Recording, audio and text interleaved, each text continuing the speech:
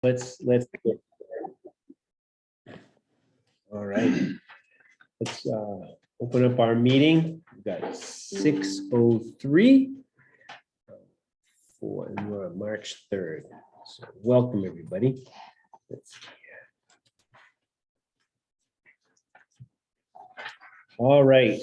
Our agenda tonight under old business, discussion and consideration of commercial development review ordinance amendments addressing commercial solar and wind facilities and telecommunication towers. That's our first order of business. Want to make sure we talk about this a little bit. When we last met, we had a discussion that led to agreement that we would ask for sort of guidance going to Anthony to see if we should go to the town selectmen for at this time. So we emailed that to Anthony, who came back with a response. And Anthony, would you like to talk? Yeah, and so first of all, I'm sorry I missed the spirited discussion from 2 weeks ago, because I like spirited discussion. You know, I went back and I looked at the moratorium ordinance, and I think that's your charge comes from that. And it's very clear that from the select board and from the voters, that your charge was to come up with some amendments to regulate commercial solar arrays and stuff.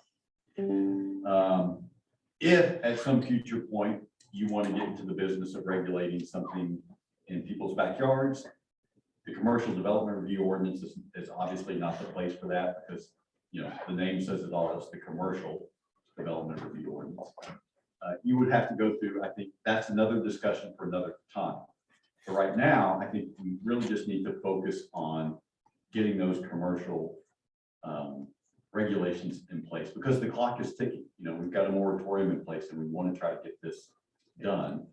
And at the very, very latest, we've got to have this done in November for the election then, but sooner would be better. So those are my thoughts on that.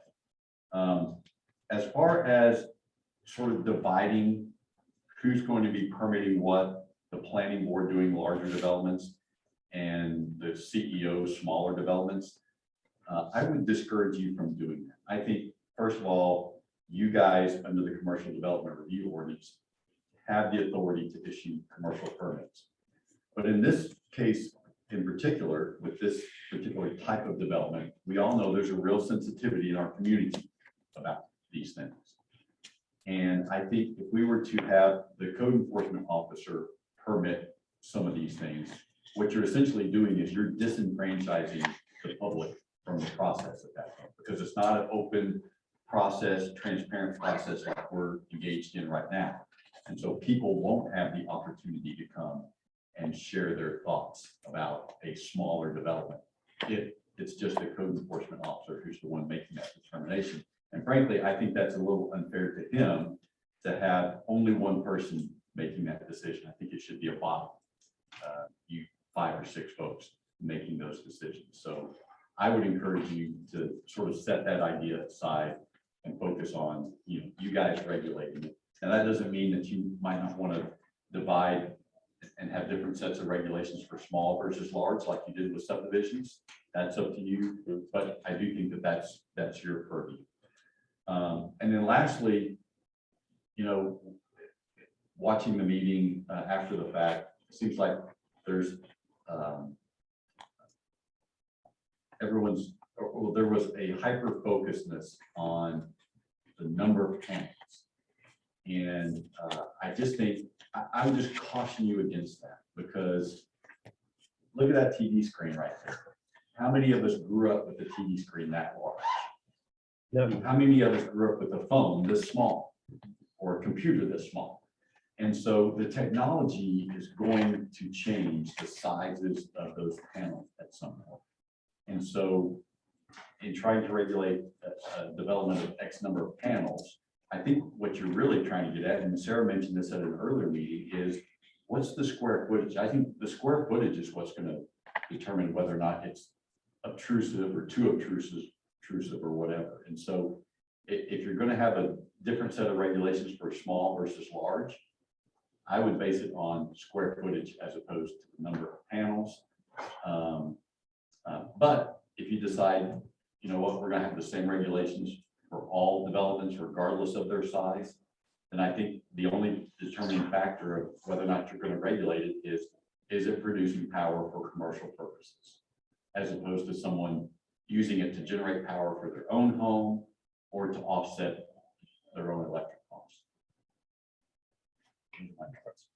So our discussion was about, yeah, I introduced a thing about the numbers of panels. But I don't care if it's numbers of square footage or whatever, it doesn't matter to me. But I do know 50 panels is way overkill on a house. And I'm not willing to let 50 panels go unregulated. You know, between rooftop panels and all the research I've done these past 2 weeks has come up between 20, 25 panels, 20, 26 to 30 panels, you know, at 300 watts. And that's way more enough to power any house. So if they're willing to drop down to 750 square feet, then that'll be our starting point, we can move on. If not, then I'm gonna take it further.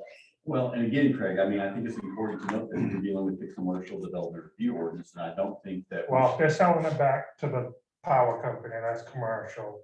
If they have excess and they're selling it back to the commercial, you know, we've got a 24 square foot coffee cart in front of us on wheels. So they're talking about 24 square feet they're trying to regulate. I'm talking a lot more than that. Understood, but I think there is a distinction between commercial and financial. I don't know that, you know, earning credits towards your electric bill is commercial in nature. I think it's financial in nature, but I don't think it's commercial. Where I'm at, 750 750, square feet. They wanted 1,000, I'm compromising at 750. To start regulating. well, and, you know, again, I think with the commercial development review ordinance, what determines whether or not something is regulated by the commercial development review ordinance is it commercial in nature, regardless of the size. So, No. well, you know, I'm just saying. No, I'm not gonna let 50 panels go out there and have them scattered all around the roadside. And not be regulated, because that's above and beyond what a household. That's above and beyond what it means for a house. So why would someone, So what are you suggesting? Actually, not that it matters, because this is our meeting, and this should be between us. well, I'm just here to facilitate and to advise. And you can do with that whatever you want. But I Well, did why are you advising? It's not even really. Well, I asked for you. advice, right? Yeah. The email was to ask for advice about going to the select person or not. So it relies on him. Well, he would be our conduit to get to the select person. Well, then let's go to the select. well, I talked with the select person on Tuesday, and they reiterated, yes, let's get the commercial development review ordinance done. Right, and that's what I want to do too, but where do we start? Where's the low point? Where's the bottom starting point? You know, they were throwing around 1,000 square feet last week, and that's 50 plus panels. I'm asking for 750, we can agree on it and we can move on. But Craig, I think the distinction is if someone puts an array in their backyard to offset their electric costs, that's not commercial in nature. So where do It you doesn't- figure it it's doesn't- commercial? It doesn't, Then what do you say? what do I say? Yeah. I say that if someone is producing electricity to sell to the grid as opposed to offsetting their electric costs, that's commercial in nature. Well, that's what they're doing, they're selling it to the grid. No, they're offsetting their own costs. They're not getting money for it. No, So if they have enough panels there that's covering their house and they have extra left over, and it's going into the grid, So what I might suggest is maybe, they're making money off it.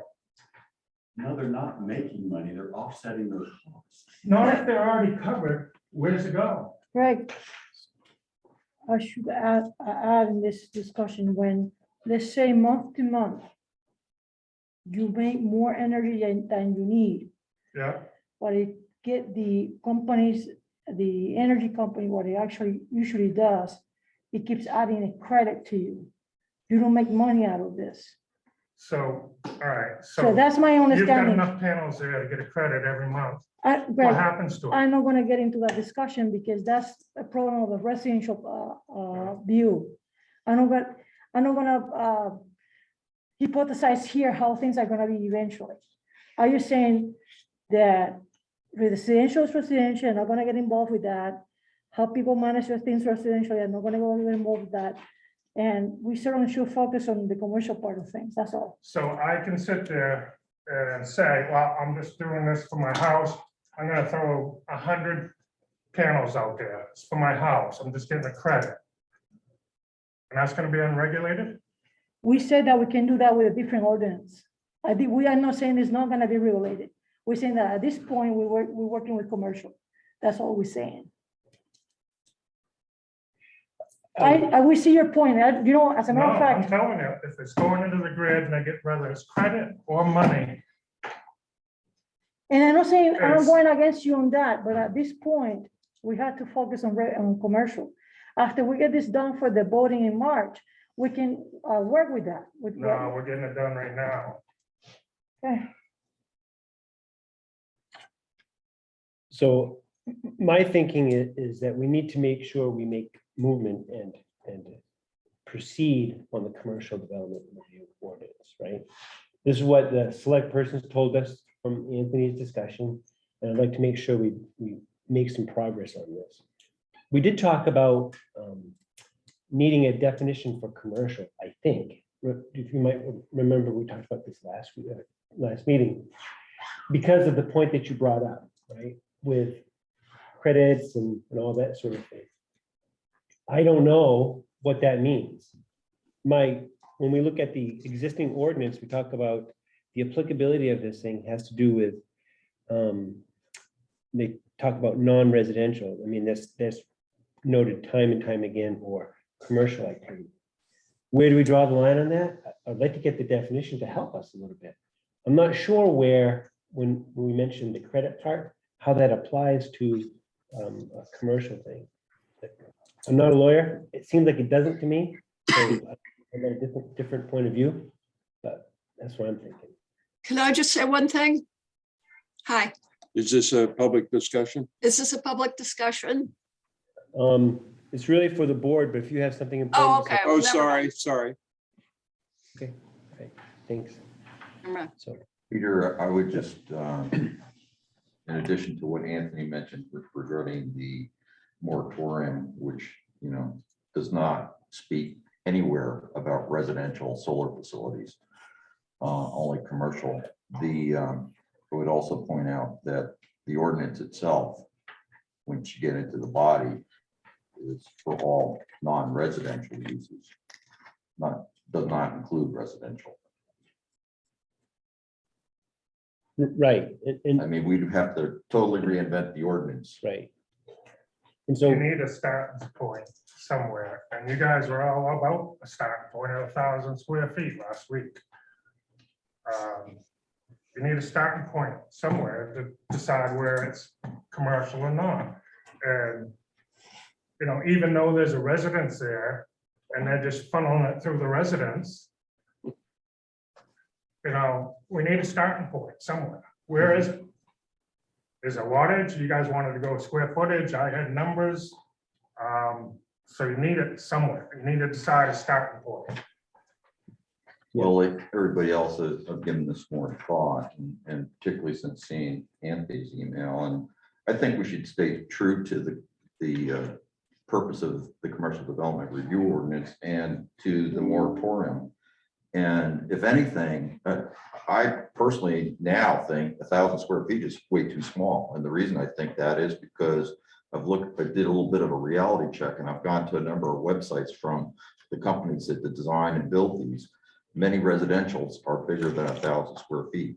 That's not what I've discovered. Yeah, I've well, talked to if you go to Revision Revision Energy, you'll find that differently, Craig. Yeah, Revision Energy, I've talked to them, and Jared Elder is supposed to give me a call back. I haven't talked to him yet from Revision Energy.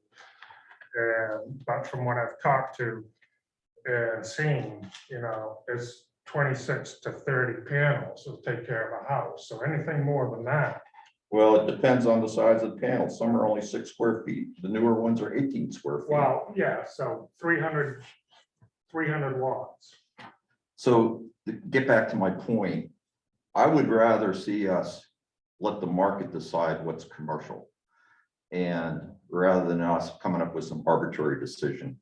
And because that's going to be defined by what the economics are of what is viable as a commercial utility scale, selling to the grid, exclusively selling to the grid facility. And if anything, let's regulate all commercial.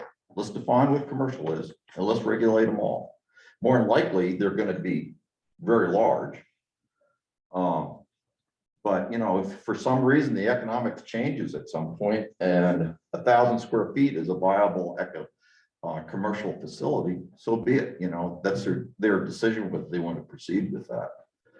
But I'm totally against doing anything that may inadvertently or intentionally regulate residential. Well, 1,000 feet, 1,000 square feet is way more. 750 square feet is for a house plus roof panels. But 750 feet of ground panels is plenty. Well, if you look at Revision's website, in addition to talking to them, you'll find that they have photos of facilities they've built over 1,000 square feet for individual residents.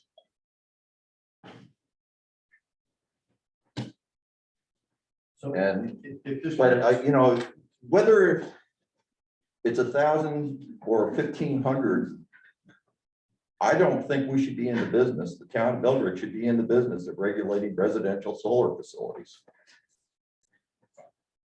I'm not Particularly worried under about this solar. ordinance. I'm worried about them getting too big for residential and having them scattered all over the countryside.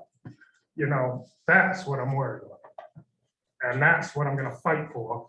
And we can sit here and pound it right into the desk, but I'm not backing down from it.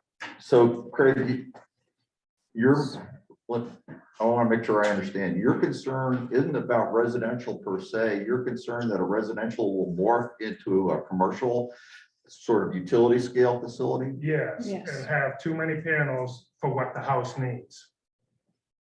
Okay, so 2 thoughts. One, I think we need, unless somebody knows, because I don't, under net metering, I've always been under the impression you can't get reimbursed more than what you actually use in your residence.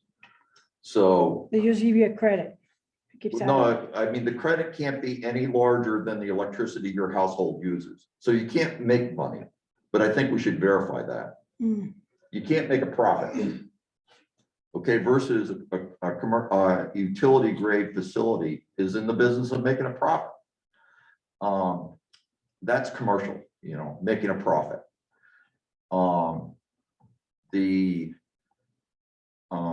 As I said before, though, the ordinance deals with non-residential as well as commercial. And I don't know if we need to parse that apart, but let's say if RSU 18 decides to take one of their ball fields, they're non-residential, and turn it into a ground mounted. By the way, one of the specifics of the moratorium is specific to ground mounted facilities. And it's also, interestingly enough, specific to facilities that produce less than 125 kilowatt, which is less than what KV Cog recommended. So right now, somebody could come along and build a 100 kilowatt facility in Belgrade and not be impacted by this ordinance. But be that, that's just an aside. But, so back to RSU 18, or the town. The town wants to build a solar array back here. and sell it to the grid. Under the way the ordinance is crafted, despite the fact that the town may not be considered a commercial enterprise, it still would fall under the ordinance because it's about non-residential.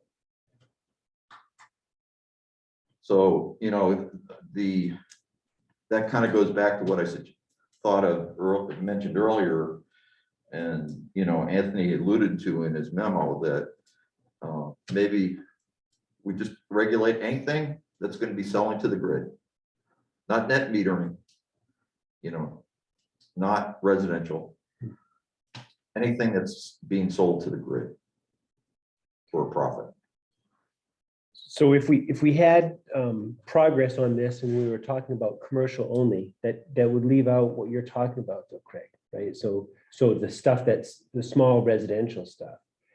So how would it be if we said, okay, like Sarah mentioned, if we tackled the commercial development review one first, and then see what kind of appetite there is for other types of regulation for residential under some other thing?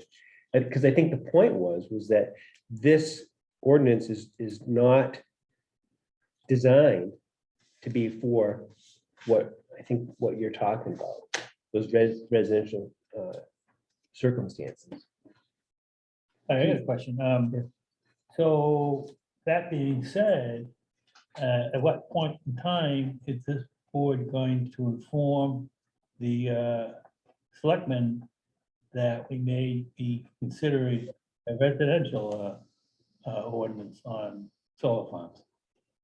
They have been informed. So on Tuesday, Pete, I gave them an update of what's happening with you guys. And I said that, and they reiterated, they want to have the commercial development review ordinance done. Okay, And then I said, and there was talk about regulating residential, but that, they said that is a conversation for another time, another day. okay. And will that conversation, are we gonna get is this board going to get direction from the select people as to what they, what they want for residential? Again, the task at hand, Pete. I understand that. Is to get the commercial development review ordinance. I understand it. And then at that point, if the board says, you know what, select board, there's some thoughts as to regulating backyard arrays. Is that something you would like us to pursue? I think that happens after you finished the commercial development review ordinance. Okay, did they say that? What you just told me? They said they want you working full steam ahead on the commercial development review ordinance. Right, did they say anything about the residential part? Not specifically. I mean, there didn't seem to be much of an appetite for it at this point, but the conversation hadn't been had. Because that's what, you know, Greg and myself are concerned about. So I just like to have some type of indication that the select board is aware of that, or what our concern is, and if they are concerned as well. Okay, I tell you what I'll do. So next week, I'll send an email to you guys outlining this, make sure I'm stating it correctly. You guys can sign off on it, then I'll forward it to the select board, and then they can respond however they choose to respond. But again, Pete, the task at hand right now, from not only the select board, but from the legislative body, is get the amendments to the commercial development review ordinance done. All right, what do you think about that? Well, I'm not so concerned about residential. I don't know why they're trying to make that out. I'm concerned about where we're gonna start, whether you, I mean, you know, I know you're net metering and stuff and whatever, but that still allows people to put in way more panels and way more square footage than what they actually need. But Craig, I guess the question is, why would they do that? It doesn't make economic sense. Mhm. I mean, when we entered into our net metering contract with Titan Energy, we considered the option of putting panels on this building, or as Peter mentioned, or George mentioned, building an array back there. Didn't make economic sense. That's why we entered into the net metering. The payback on the panels themselves it would have been years and years and years and years before we ever actually realized any savings whatsoever. And so that's why, and I know someone here in town who has panels at their home. They're done by revision. If this board thinks it would be helpful, I'll be happy to invite that person to come and just tell you how their net metering works. If it is, as Sarah says, and I think that she's correct about this, that you earn credits to a certain amount, but at no point are they sending you a check because you earn more credits than your bill amounts to. I expound on the credits just for a second. So my understanding is, as I've been doing a little research, is because of the fact that we live in Maine and we get a whole buttload more sunlight during the summer than the winter. During the summer, you accrue the credits, and during the winter, you use the credits to pay your bill when you're not producing enough solar. Mhm. And that's how I have come to know as far as credits. That's exactly so. One thing I wanted to mention too, because we don't have solar, I don't know what it costs to do it. I just think of it as an expensive thing as a resident, right? I've heard of people, rather than putting up solar panels, they'll sign up to be part of a network that gets energy from solar panels. So what the benefit is rather than investing in the panels themselves to put on their roof, they're just part of the network that gets it from others who have done it. Mhm. So again, I don't know how it works, and I'm not saying that people wouldn't want to put up their own solar panels. I'm just saying that's what I'm understanding as a method to get solar powered delivered. And that's exactly right. I mean, we signed up for it at our house. And the reason that even exists is the legislature wanted to ensure that in incentivizing solar development, that the consumer actually benefited from it. So that's why that net metering exists. But getting power from, that's like what Steve's doing. I mean, you can sign up and get cheaper power from that solar farm, but still commercial. So if you're signing up to get power from another house, still commercial. You can, right now, so I know that there's not such an arrangement, because what you do is the power that you get in your house, you dump it into the grid. And if the energy company dish it out over there, you get credit for it. It's not like it's from your house gonna go to the next house and you can get money out of it. It's no different than when I pay my standard offer CMP bill every month. I'm not commercial because I'm doing business with CMP. No. But you're not making the energy. You're No, buying but they are. And so aren't these solar farms. Yep. And it's being made available through the PUC to the Yeah. public. Yeah, and Sarah's right. I mean, the net metering, you're not selling from one house to another house. You're investing in a different In the solar system. farm. It's like, That's unlikely to even be in your community. yeah, Right. it's like a CMP, the way I imagine it, it's almost like, to explain it to people, it's like CMP has this container that where all the energy comes in and then they push it back into the grid. I mean, I'm sure But- everybody gets the mailers in the mail. I mean, they come like once every 2 weeks or so. And the last one I got, the solar farms in Aroostook County. We're gonna end up even buying energy maybe from other states as things are progressing. And things are progressing, I figured, this is Sarah's future world. Eventually, producing energy is gonna be just like having a refrigerator or a microwave. But that's probably 20 years down the road. But going back to Craig's concern, I don't want you to lose your fire into this, because you have a point, but that should be addressed, if we're gonna address it, in a separate ordinance for residential. I don't believe it. So I'm not sure that there's here, we either not seeing or understanding the technology, or we don't have enough information as of now. But I really would like to come to a turn where we can move forward in the meeting, to get this complete. I don't trying to side you off or sign you off, neither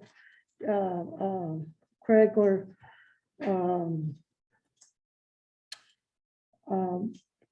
anybody that's for trying to understand how we can regulate with that with residential, but that's a complete separate animal. It's We not a will do matter it. of regulating residential, it's a matter of where do we have our status point? Well, you- Because if we, you know, I'm not,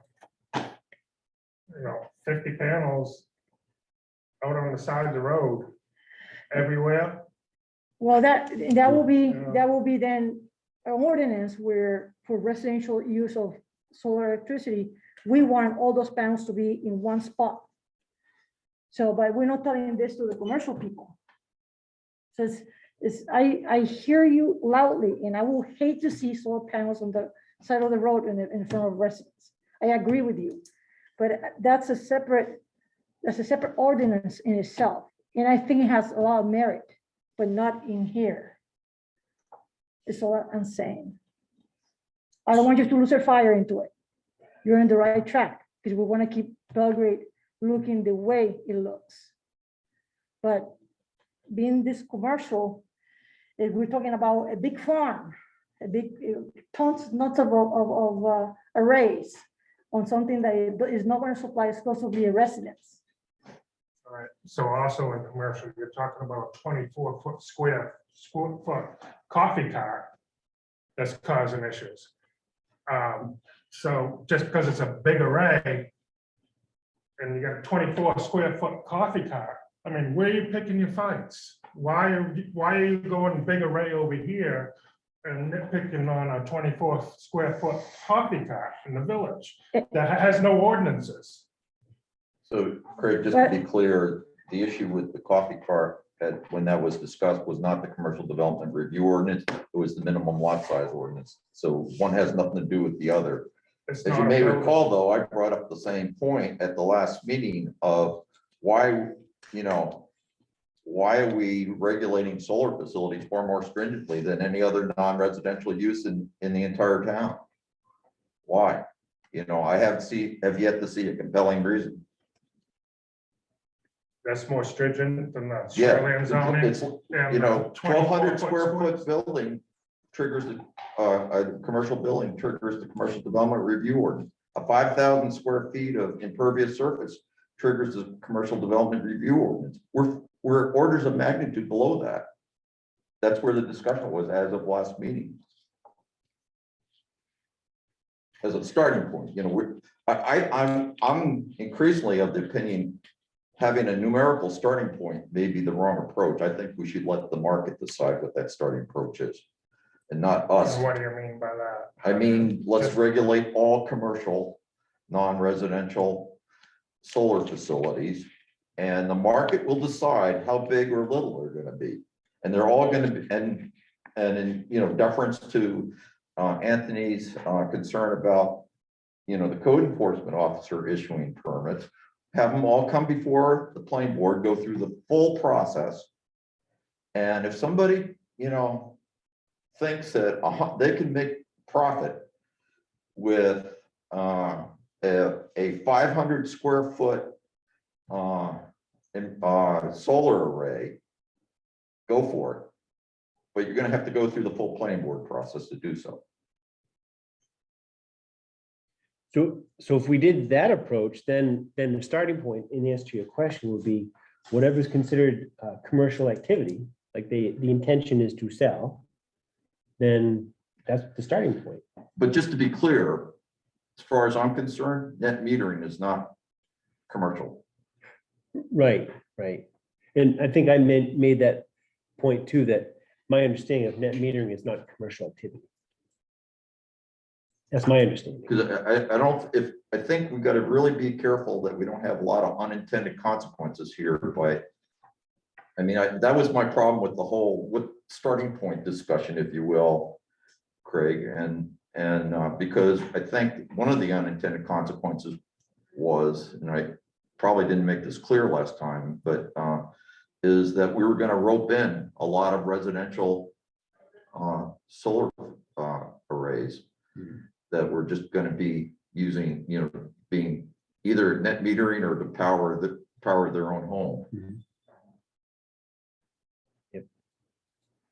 And whether we want to go take that next step, and the select board wants us to take that next step at some point in the future, that's a discussion for another day, because although if we get into that, it's a rabbit hole It is. right So you now. guys are saying it's not even put a size limit on it. Right, Right. let them decide, Well, a minimum size. yeah, minimum size. Sure. Well, that's what I'm going for. No, I'm saying no minimum size. Yeah, I think that's the consensus. What I'm Right. hearing at least is that. yeah, if somebody's foolish enough to think they can make a profit over, some small solar array, well, you're gonna have to get a permit from the planning board. Right. I So- think, probably that makes absolutely no sense, and the market will, probably that beginning point of when it's economically viable to, in terms of size, output, and all those considerations, to make a profit on a solar array is gonna change with time and technology. And the size is gonna probably come down because the efficiency of these solar panels is probably gonna double in the next 5 to 10 years, from what I've read from the US Department of Energy. And so, we may be at some point, 5, 10 years from now, regulating pretty small commercial facilities. Because in the example that with the framework that George presented would be like even something smaller than what you had offered, right? Because you had offered 750 as a starting point. If someone said, by gum, I'm gonna come in with 500 square feet of panels and I want to make $1 million and sell to the whoever, right? That person, that applicant, if we did it this way, that would come in before us. So that way we're regulating non-residential facilities under a non-residential commercial ordinance. And if the town chooses, the select board and everybody else chooses at some point to go after residential, so be it. But at least then we have a nice clean division. And I think we can feel sure that they would have to come to you guys for the permit, because we've already seen an example of that with Steve, with this development, because he's got to get that permit in order to even be considered by the PUC to be allowed to do this. Right. And you're just gonna let all these, I don't know. Rich, do you have anything to add? Well, I, sitting here thinking, and getting back to size, does anybody know what the size of Steve's current one is in his house? The one on the pedestal or one on his roof? Pedestal. He told us, but I think he said it was close to 20 feet high, Yeah, but I don't remember what the area was. I don't either. And that's one of the questions I have in my mind here. Having missed last meeting, I'm kind of behind it.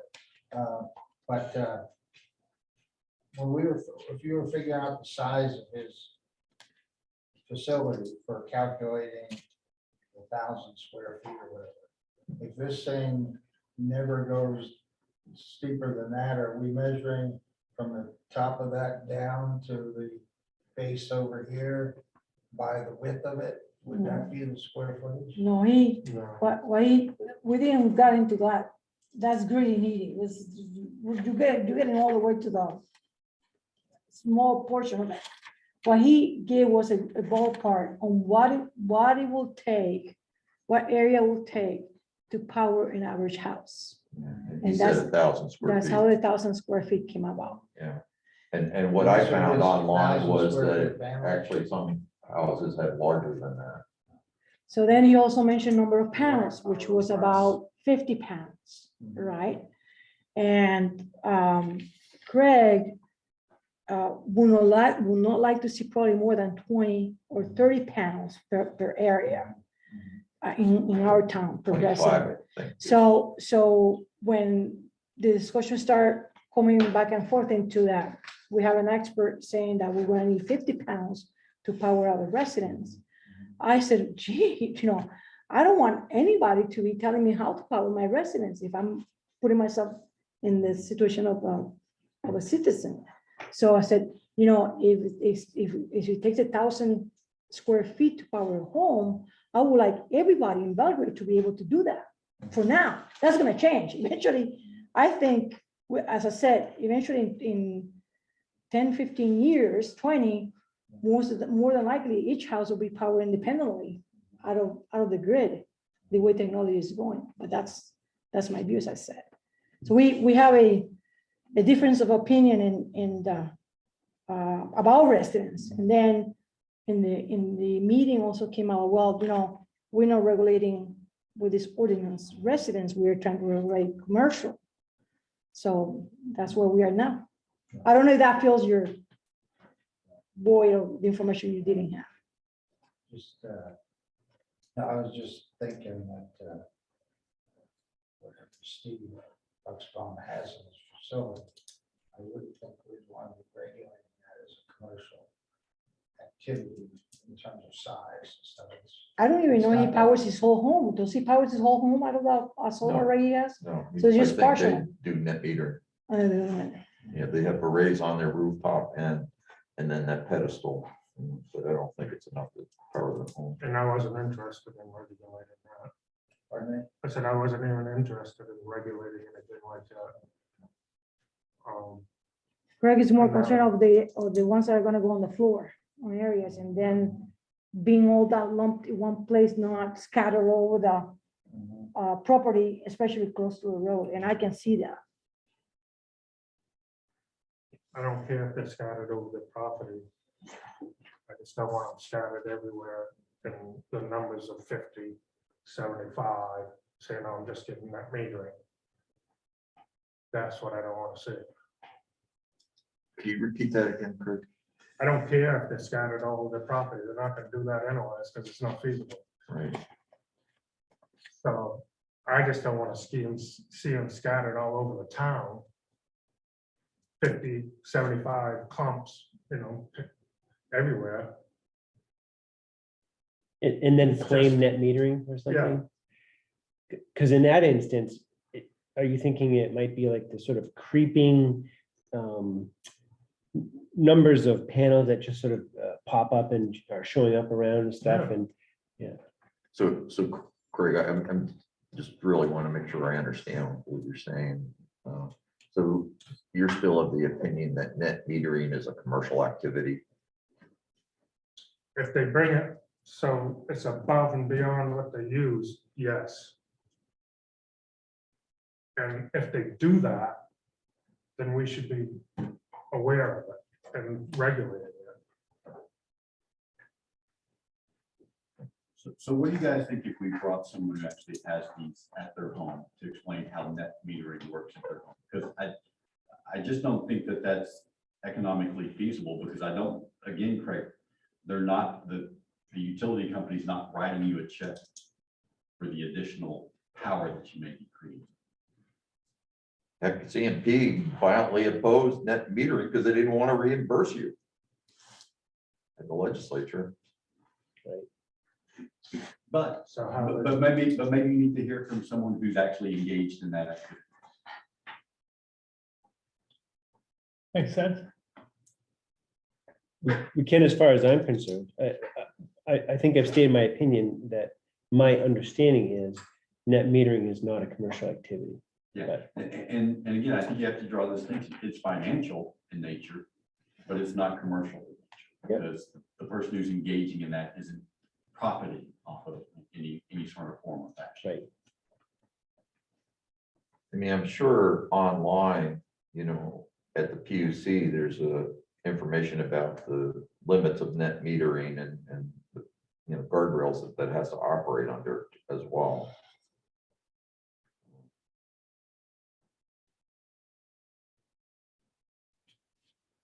So I mean, I understand what Craig's saying. I don't personally really know the details of net metering in terms of whether somebody could produce more. I mean, my understanding's always been it's a reimbursement type situation. But, you know, whether there's some loophole in there or something that we don't know about, would be worth finding out, make sure that nobody could produce more power than what their household uses. And get a check from CNP for that amount, you know, i.e. making a small profit. So I doubt it, I can't imagine it, but doesn't every other town ordinance have a starting point, whether it be kilowatts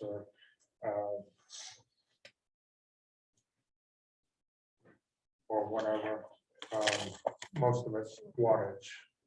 Right, we saw a number of ordinances that talked about that, right?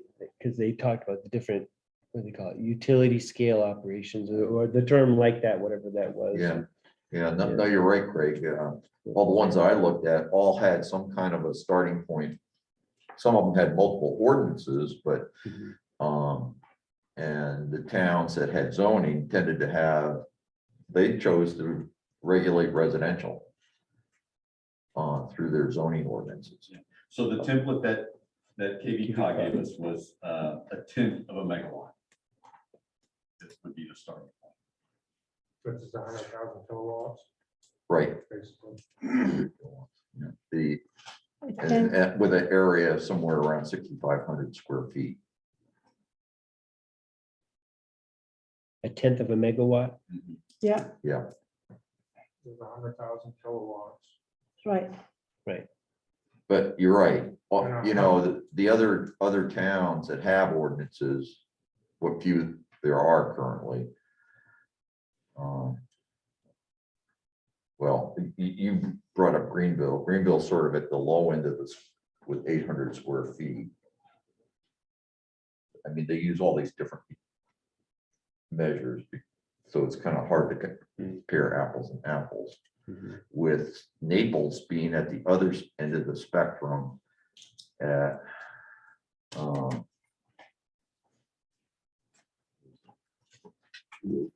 something like that. The 26 to 30 panels will equal 1,000 kilowatts per month.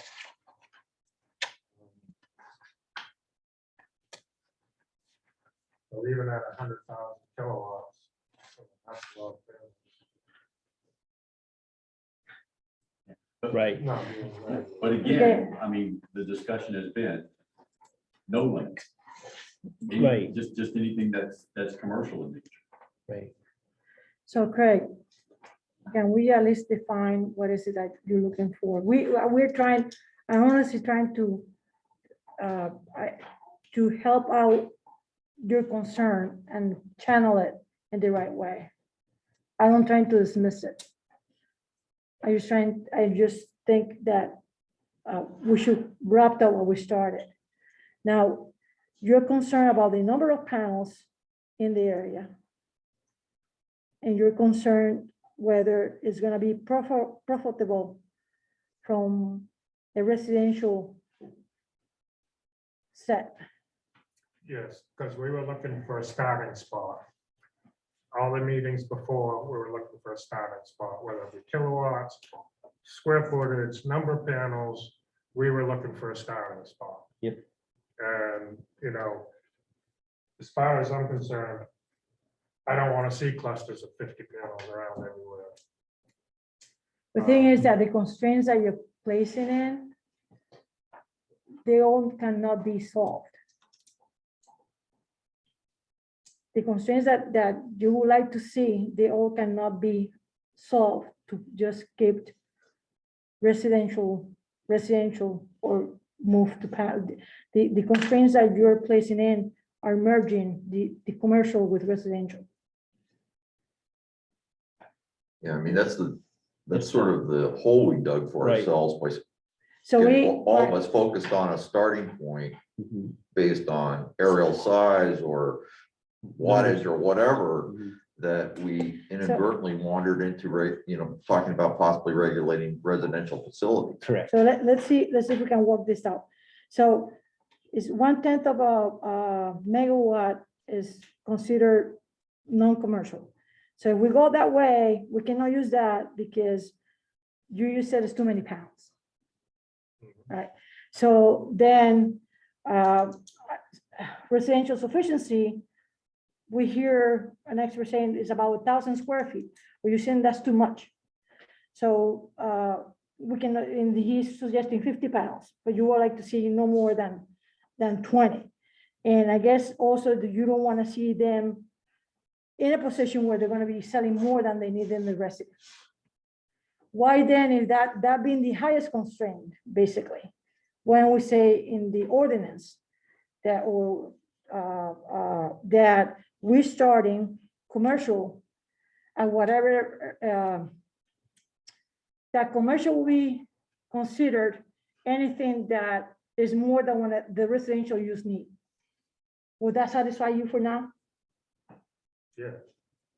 Whether it's area or whether they take 2,000 square feet into it or whatnot, as long as they don't sell more than they need, they don't produce more than they need, it will be fine with you. Probably, yeah. On a So- yearly basis. So I guess, how that sounds to the rest, to me, that doesn't quite square, but I can imagine that anybody is gonna have to have 2,000 square feet of panels to power a house. The wording that we use is commercial starts in any place. I mean, for a residential use, as long as they don't produce more than they need in the house, it's considered residential, and from there on, it's commercial. So if I don't think any yearly residents in basis. Belgrade will meet commercial. And you can put it on a yearly basis, so, so I know they're gonna make more in the summer and less in the winter time. Hmm. But put it on a yearly average. So, okay, because why are they gonna continue to get credits So if they're not using it? rephrase that. We So would regulate all commercial, non-residential solar facilities regardless of size. And net metering would be considered a form of commercial only when it generates more power than the household uses In a year. over a course of 12 months. Yeah. I don't think any residents in Belgrade will meet that. I wouldn't regulate. Well, it's not gonna be regulated because nobody will meet that. Well, a good version of that, of your question is how would we ever know? Right, exactly. I couldn't look at a house and say, oh, they got 70 panels, look at that big house. I mean, we're not gonna Obviously making Go money, door to making door and credit. ask for people's electric bills. I wouldn't know. But that aside, if that moves the ball forward, I think we should, as a first step though, just verify that net metering doesn't allow you to produce more power than you use.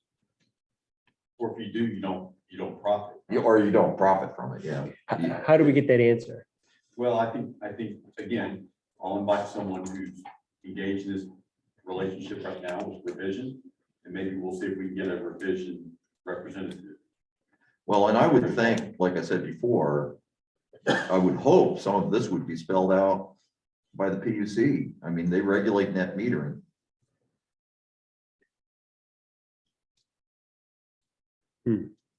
Well, have a two source, have it come from two sources, from the PUC and from what you're suggesting is someone who's actually doing it. I mean, I'd certainly be willing to check with the PUC and see what, probably spell that on their website, but. Okay, George, you'd be willing to ask that question? Yeah, And then Anthony, you'd be willing to invite a person over? That'd be great. Yeah. So Pete and Craig, if we got those answers, at least we'd have some or, common I mean, if Craig, understanding. if you wanted to contact the PUC, that's fine too. No, you go ahead. I'm just writing down, checking about that.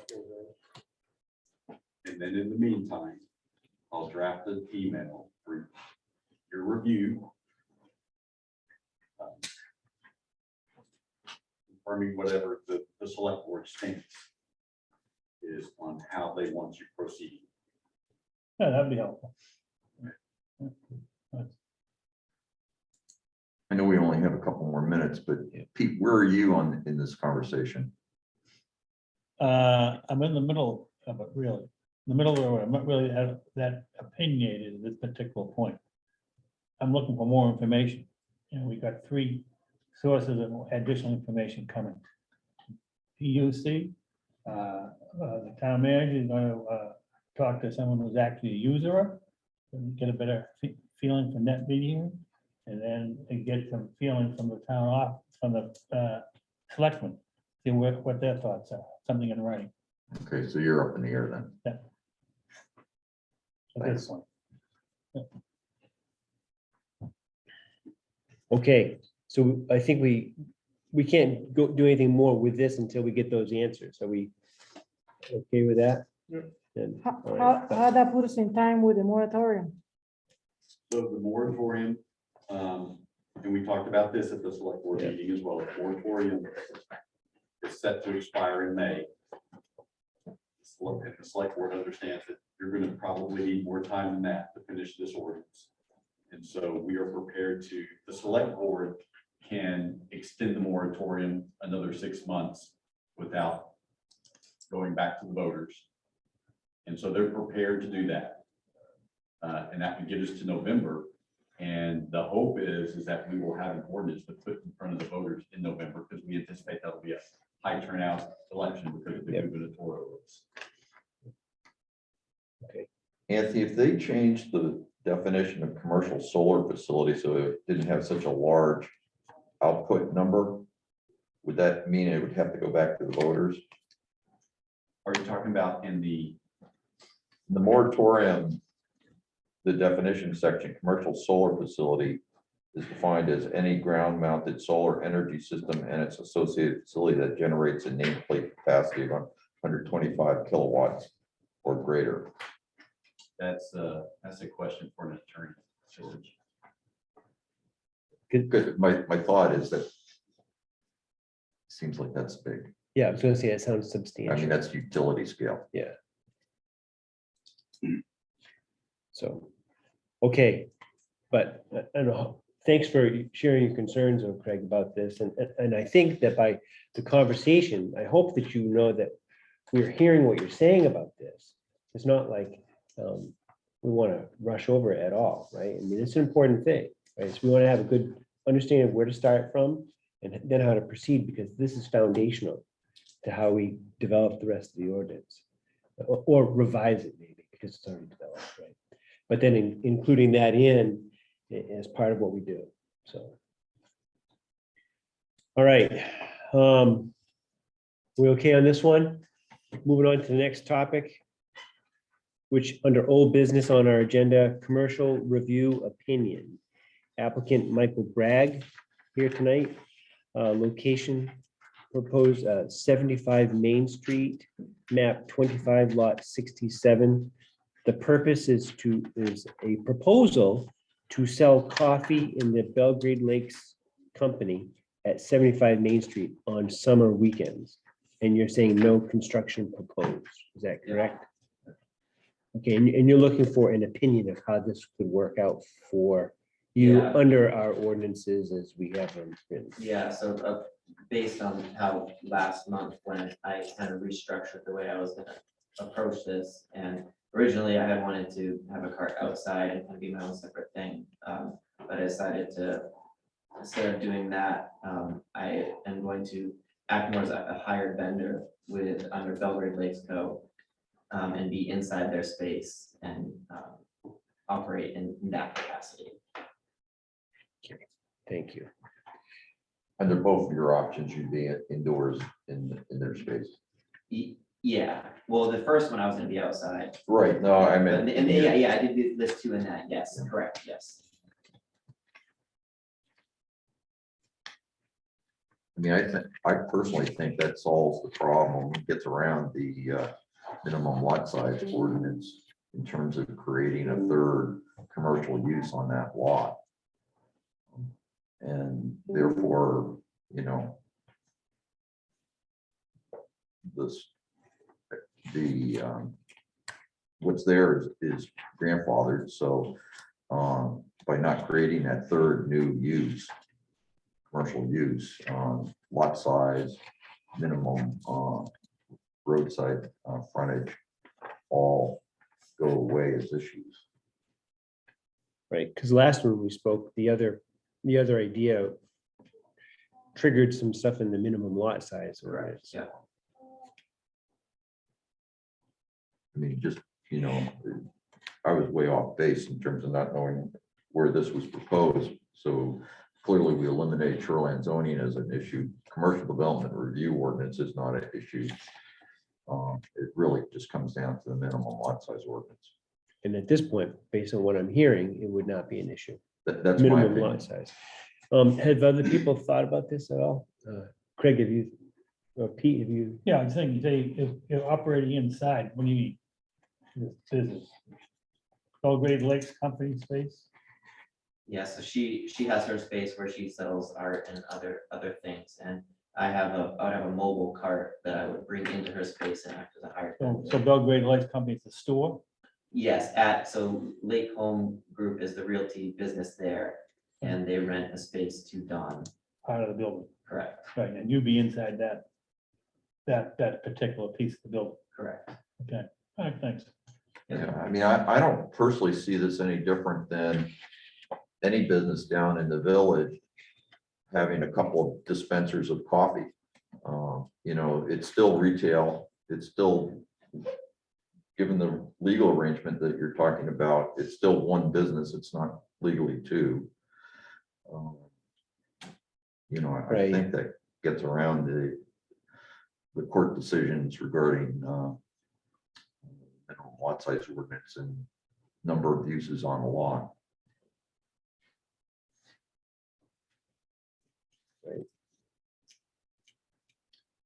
Craig, anything? Sarah, anything else? So from my perspective, I'm not speaking for the whole board, just my own perspective. It seems like this would be a solution to allow you to be able to be a vendor of coffee that would not trigger basically 3 other ordinances that may have been triggered in the other situation. So that's why I'm seeing it. Does anybody have anything else to add? Because I think the whole reason why you're here is you're looking for an opinion about. Yeah, well, I just wanted to, because I started with you guys, and I just wanted to have kind of that resolution where, it's like, let's present it to you, I wanted to finish with you, essentially.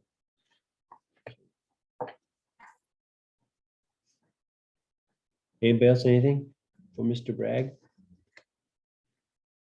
The only question I had, George was talking about 2, this would be a third of, there's not just one. Well, there's the real estate and then there's the retail shop.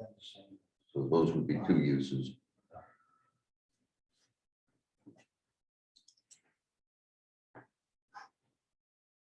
So anything else on this particular issue? If not, that's what we're thinking is. We're not seeing this particular arrangement as anything that would trigger the other ordinances that we talked about before, Yeah. when we're outside having additional use on a property and et cetera.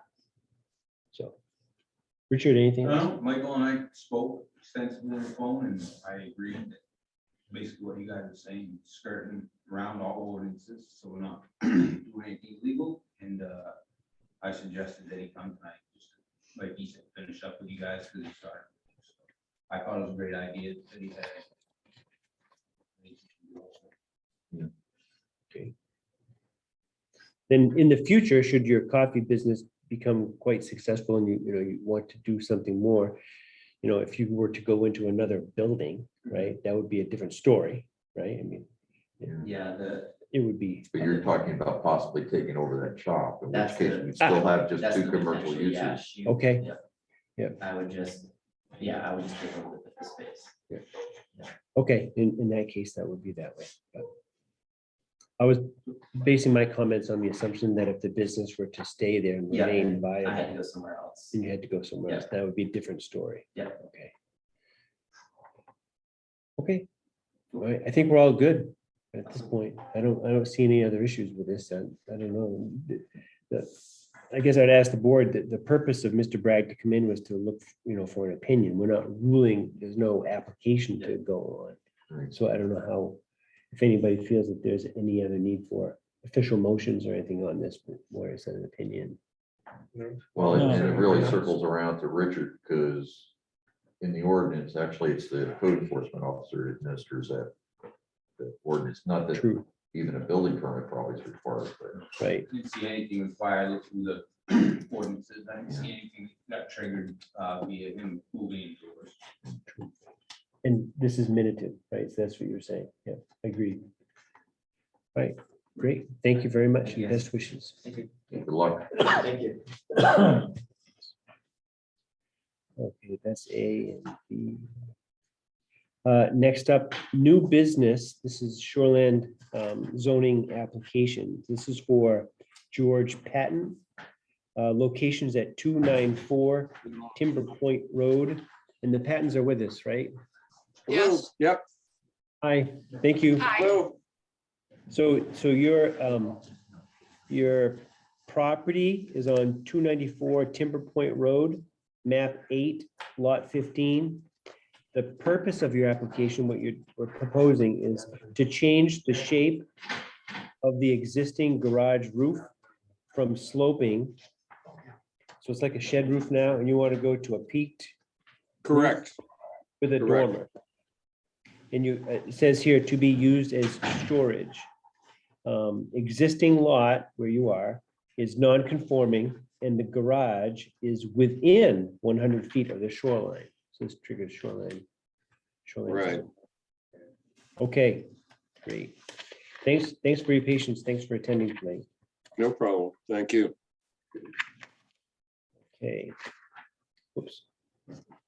And just for the planning board's awareness, Richard provided me with the original application that's here, so that should we get through the whole thing and if it's approved or denied, either way, we can sign it live rather than the e-sign issue that we had before. So That'd be great. that's right here. So, okay. And let's see, so Richard, you were able to have a conversation, one or more, with the Pattons about this particular issue, is that correct? That's correct, yes. And it looks like we have a nice graph paper, an indication of what's being planned. Numerous pages. It looks like it says here the height is 19 feet. What is being proposed, is that correct? Yes. Okay, great. And help me out, where is Timber Point Road? Where is that one? Next to my property. Oh, that's that road that goes Yeah. down. Okay, thanks. Okay. I see.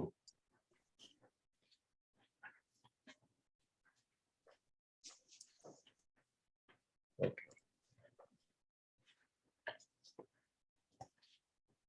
Okay, would there be any excavation work done for this project? No. I mean, I wouldn't think so, but I just want to make sure I'm asking. Right.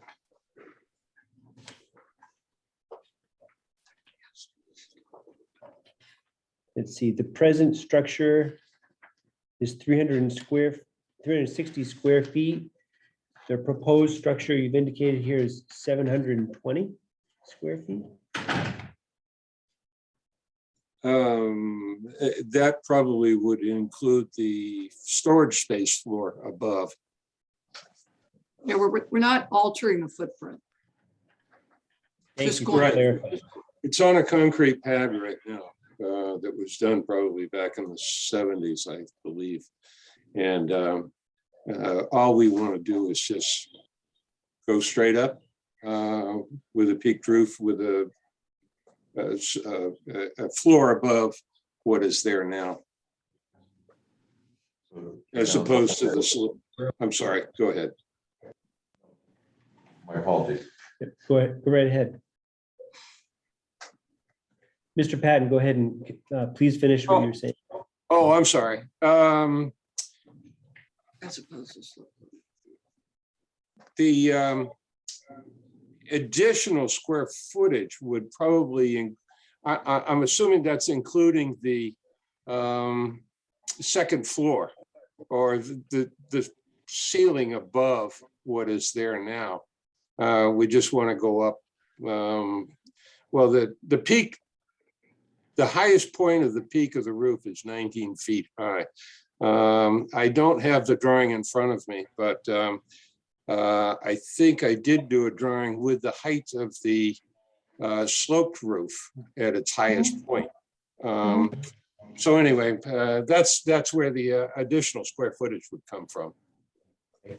Rich, did you want to comment about this? I don't think he's adding any square footage, because we're really talking about the footprint of the structure. Right, we Right. are. What I think the assumption was when the applicant was saying, oh, we're gonna have another floor above, we'll put, basically, it's not a volume thing, but he just added, For the added- purposes of the application. it should Floor remain area versus 36. footprint. correct. And we care about footprint, Mhm. right? And that's what our ordinance says quite clearly. So, so just to be very transparent with everybody, so for the patents, what we're talking about is that for our ordinance, since you're not proposing to change the footprint of this thing, then for the purposes of the application, there should be no change in the square footage amount that's written down, right? So where if it's now 360, it should still remain 360. 360, correct. You're right. So for an accuracy perspective, I'm just going to make a remark to the planning board that we get a corrected value placed on that. And this is for data accuracy, so make sure we have good stuff in front of us, right? And then, so amend the application, please. It's not going to hold us up, but just so you know, so to have that right value, so 360 should be what's on there. So, and we'll handle that in a minute, I think, but does that make sense to everybody? It does, Yeah. yes. Okay, all right, super. All right, so I kind of went on too long. What else do we have for this? How many feet is it back from the, like, So, building, the front of the building? You know, Oh. towards the lake? do you want to know like the distance from the Yeah. lake to the front of the structure? Yes, So Patton, can you help answer that question, please? How far is it from the closest point of the water to the nearest point of that structure? Oh, my gosh, Doesn't it say it on that map there? yeah. One of those maps has it. Nothing in my packet is, I don't have a site plan in my packet. And I didn't know whatever drawing that you had at the office was one that showed. Peter. Okay, so this is the original. Was it back, Peter? It is, okay. Yeah, it's I think it's a large. Oh, okay, stand by. I couldn't photocopy it for Yeah. everybody. Yeah, right. So Yeah, just for your okay. assurances, we do have the original thing that we sent in to Richard, and that's right here, so. It's hard to photocopy this thing, but for everybody's awareness, you can Yeah. see it. And so Pete, you asked about the distance. I'm sorry if there's a lot of crinkling in front of the audio thing. It looks like, let's see. Is that it? Yeah, the existing garage.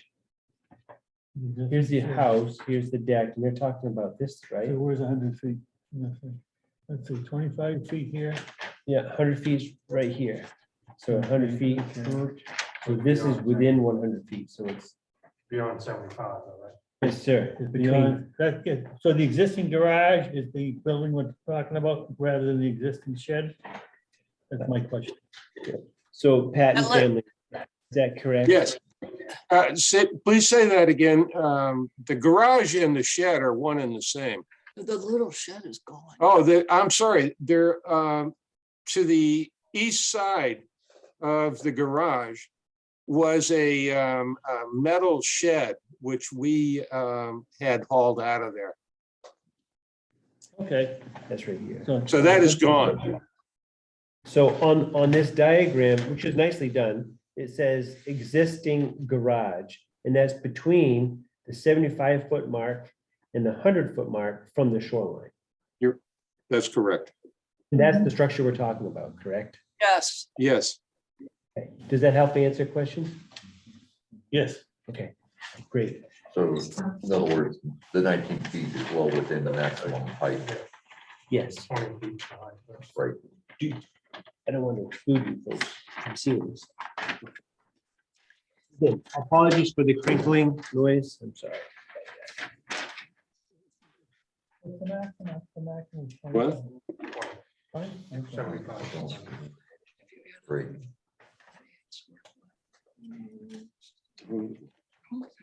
Very good. No, it doesn't. It adds the interior square footage, but not the footprint, and that's all they're concerned about. I was concerned that they didn't got that.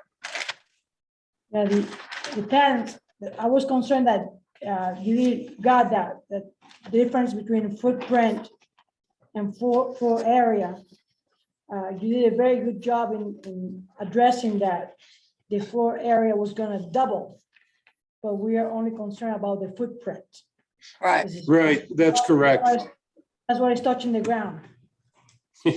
Yes, the footprint remains the same. Yes. Yeah. So we fix it for you because the proposed structure square footage is the same, Correct. right? I'm sorry. Yes, correct. Yeah, But you don't have to, sorry, I just want to make sure that you were following along too. oh, yeah, definitely. Yes, Good. yes. We knew you'd never pass it anyway if we wanted to make it bigger. Just to make it clear in my mind, this is not a tear down and rebuild. It's a modification of what's there now, correct? That is absolutely correct. Okay, and you will have no, it's basically storage, it's not a bunkhouse or anything of that nature. Well, it is used, we wanted to increase the storage space. But because our house only has 2 bedrooms, we had discussed the idea of having a couple of bunks up there for overflow of kids. But if that's not allowed, that's not allowed. The bunks, I think, would be allowed, but we need to make sure that this does not become what we call a residential dwelling unit that has cooking and eating facilities, bathroom facilities, or, you know, put it this way, it can't have a combination of sleeping, eating, and that's it. Yeah. Pardon me. Yeah. Yeah. Bathroom facilities, but to have a bunk up there, a couple bunks for overflow staying, sleeping at night, that would not be an issue. No, They could have a bathroom too as well. Yeah, you can't, of the 3 things, you can't have all 3. You could have 2 and it's still not considered a dwelling unit. so in other words, you actually could have a bathroom. You could have a bathroom, but you cannot then also add cooking and eating facilities. Oh, yeah, right. We have absolutely- Cooking. Yeah, but if you wanted a bathroom, you really need to put that into your application. No, we have no plans right at the moment. Okay, I mean, if it came to that, we would come back to the board, and if the board said no, then it wouldn't happen. I'm sorry, I didn't hear you. If we wanted to do what? if you were gonna have something other than storage, so in other words, you were gonna have a bath, or you were gonna add, change it from storage to something else, you really need to have that in your permit application. I thought that when we talked with the code enforcement officer and he already met with one of the planning board members, that prior to this meeting, that the planning board member with whom he met asked if we plan on doing anything in addition to storage. And we said, yes, throw a couple beds up there. and that he passed that along to the planning board member. So we thought that that was already understood, and that's why we just said, when you asked, was it going to be more than just storage? And we said, yeah, we'd like to throw a couple bugs up there for overflow because we only have 2 bedrooms in the house. So is that allowed or is that not? Or should it have been included in the description? Yeah, the latter is my point, yes. Yeah, Because we can only approve what you put in your application. I understand then. All right. Okay. Well, what do you suggest? As far as a couple of bunks are concerned, what do you suggest we do from here then? And a I bathroom. think I have 2 thoughts. One would be to table, have us table your application until you can make the modification to it. Or we could approve the application, but you'd have to at some point come back and if you're gonna put bunks in there, tell us through another application that you actually want to convert this to a combination bunkhouse storage. How about if we do this? If we, are you suggesting that you as the board table this from now, and then we talk to the code enforcement officer about rewriting the application? Is that, as I understand it? Or can we just It call? wouldn't take a whole lot of rewriting. It would basically, in the description, describe more thoroughly what you're doing Yeah. rather than just adding storage. So Okay. Okay. specifically in question 5 of the application where it talks about proposed construction or use. If you Okay. added something there to clarify that you wanted to have a couple beds in there as well. Okay, so that's what we need to do then. So, okay, so it sounds like you're asking, you're agreeing that tabling this until you can amend this application to further add clarification would be acceptable to you. Is that, am I understanding that correctly? I just want to, yes, but do we, like, is that going to postpone for 6 months or? It will not postpone it for 6 months. No. Oh, so we're not going to like go to the end of the ever-ending line that I'm sure you have. Correct, you will not go to the end of the line. We- So should we get a whole new blank application, or should we just talk to the code enforcement officer on the phone tomorrow and figure it out then? Where do you live? Kittery, Kittery, Hillary? Not a hop, skip, and a jump. right? hey, Yeah. You know, Would it be acceptable to you guys if I spoke with the Pattons and wrote in what they wished to include in reference to the bunks? Is that, I'm asking. Yeah, no, it's a nice thought, but if they were here, we would just have them Right. initial and date it. right, exactly, And if they came to the town office, they could do that too. right. It's, Is that something that they can do through email? but, well, I was gonna say, what about if they submitted a letter saying, in addition to, what we've already written in item 5, we would like to have a couple of beds in the second floor. Yes, that, to me, that would be an acceptable It would- approach, because then it's minuted, it would be part of the package that we would have on record.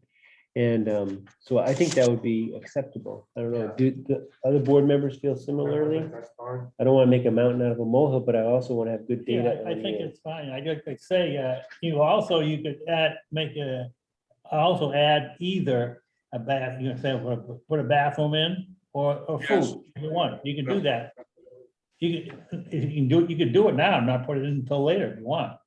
Just saying. Okay. give you the option. Right, but Yeah. the only other thing, Yeah, we do want to do a bathroom. We have absolutely no plans ever to put any eating, That's easy to say. kitchen, anything. Yeah, All right, no, well, that's just giving you a thought, you can do that if you want. Yep. Yeah, so that letter should be crafted in the context of saying, we'd like to amend our application thus and so, to Right. add a couple of beds and a bathroom. Right. okay. So All right. who should we send this letter to? The code enforcement officer or?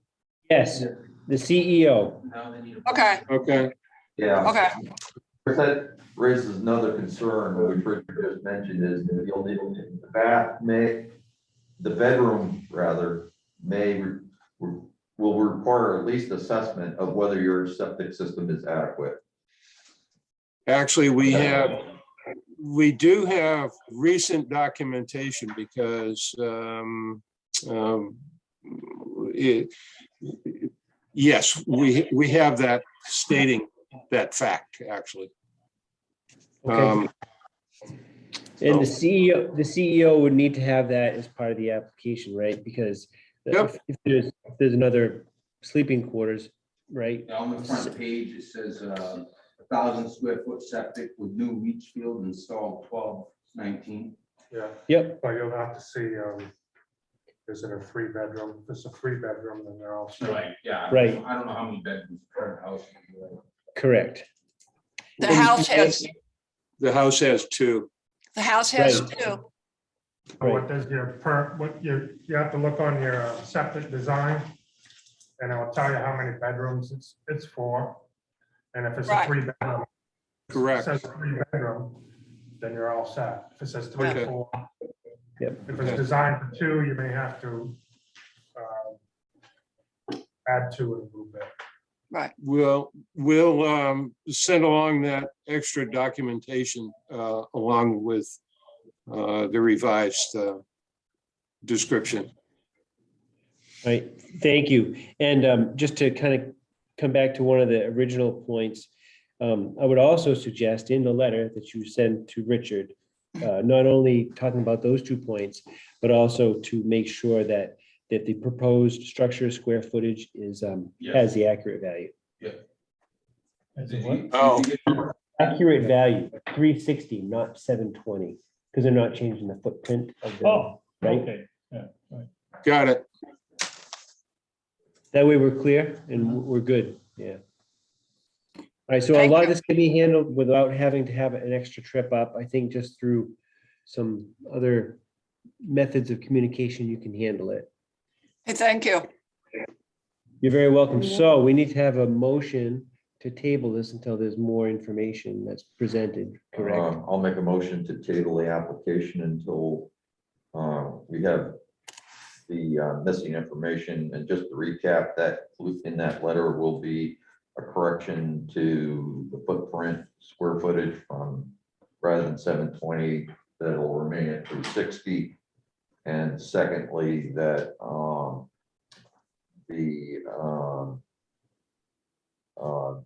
that your desire to add sleeping quarters and possibly a bath. Got it. Understand. And then because of if you go with the bath, you're gonna have to submit the necessary documentation regarding your septic system and its current capabilities. Right, all right. We understand. I understand that too. Thank you. Anyway, my motion is the table. Yeah, motion is table with all that stuff I second. and seconded. Any more discussion on this one? So we'll do a roll call vote. So all in favor. So Craig, Yes. Pete, Yes, Sarah, Yes, George, Yes. Rich. Oh, you're not, because we're full, Yeah, right? it's And I too am in favor. It's So advisory only. 5 in favor and that's where we are. None opposed. See, by the way, we have solar panels. So, Hey, by the way, we have solar panels here at home. I'm not opposed to it. I just thought I'd throw that in. I just thought I'd throw that in. Yeah, we have a lot of documentation on 500 square feet of panels. Thank you, gentlemen. Wow. Yeah, we can tell you all about it, but we're not on the board, so we didn't. Right. So just want to give you a bit of information. If you get that to our code enforcement by next Thursday, you could probably be on the following meeting. I wanted to check. Yeah. Yeah. All right. But we don't get any money. We don't All get right. any money. All right. All right, we will do our best to get that out ASAP. Thank you. Okay, Very good. thank you so much. Thank Yes, you. yes, ma'am. Good evening. Thank you. Yeah. Okey dokes. Good try, Craig. You tried very hard, right? It was good. No, I thought you was actually thinking of the information for the solar panels for a minute. Me? No, shit. Oh, yeah, because, Patents. yeah. But That I was was cute. talking about the information that we needed for Yeah, that. I know. Okay, let's see. So that covers those three things. The last thing on our agenda is the board minutes, the minutes from the last week. Everybody have that?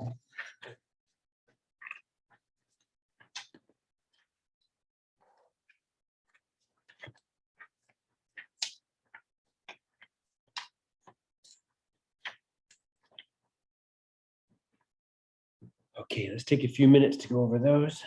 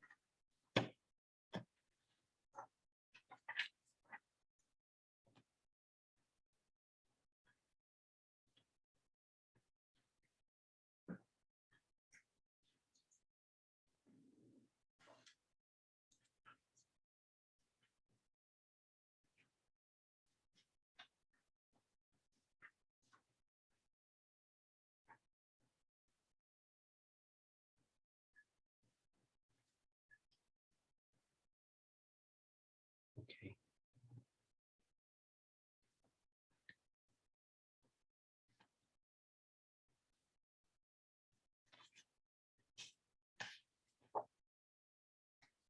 Does everybody know that in, excuse me, 1B, that commercial application has been taken back? I'm not gonna go through with it. Oh, really? I didn't know if you guys knew that or not. Did not know. Well, I don't know why they decided, but they decided that they're not going with it. So Oh. that's gone. Gone. Okay, No longer with us. okay, good enough. Huh. All right, have people had a chance to go through the minutes? If so, are there any edits that we need to suggest or corrections of any type?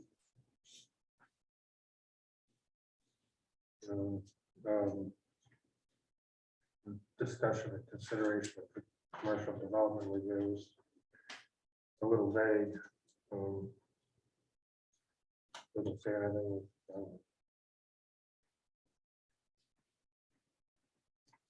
You mean to say, Craig, that after the word addressing should be solar power? No, it's just vague. It doesn't say anything that we've talked about. Yeah, Everything that went on. Yeah, You yeah. know, it doesn't have anything that I recommended, 0 to 5 and 6 to 25. Hasn't got any of that in there. Hasn't, I mean, we were talking about where to start.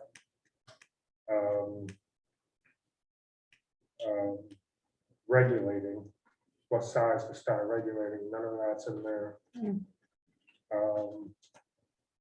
And basically, that was our whole discussion. Mhm. So 1,000 square feet was suggested. I suggested numbers. And the numbers were roof panels up to 5 panels unregulated, 6 panels up to 25 panels screening, and 25 panels on, 26 panels on to be regulated by the commercial thing. And talking tonight, the first two don't even have to be involved in that. But it's still stated, and that's still what I presented, so it should be in the minutes. And in the minutes, just saying, the only thing we were discussing was where to start regulating, Right. and we couldn't reach an agreement on that.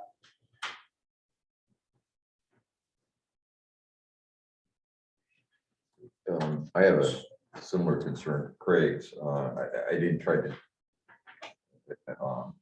capture all that detail, the specifics, but it seems to me at a minimum, maybe after the word on in bold there in that line, bold, agree on the size or how to measure solar facilities to be regulated, so that it would read after lengthy discussion, the board could not agree on the size or how to measure solar facilities to be regulated. I know it doesn't capture the detail that you were describing, Craig, but. What, could we do both? Could we Yes. add what you We can, said? yeah. And then we just kindly ask Julie to review these minutes to include the criteria that you brought forward Mhm. before. Mhm. Would that be okay? Yeah, Yes, That no, way- that's fine. I just couldn't figure out how to word that. Yep, so it might be, after a lengthy discussion, the board could not agree on, and then the term that you Yeah, said, the size or how to measure solar facilities to be regulated. period, I'm gonna suggest, one, let's see now, Craig brought forward an example of where to start, and it included these three things, and those were the things you talked Yeah. about. Mhm. And then square footage was discussed. Yeah. Starting at 1,000 square feet. So And that kind of captures at least, that captures our discussion. and I'm gonna thank Julie in advance. Well, last Thank week she you. had a problem getting on, that may have been my fault.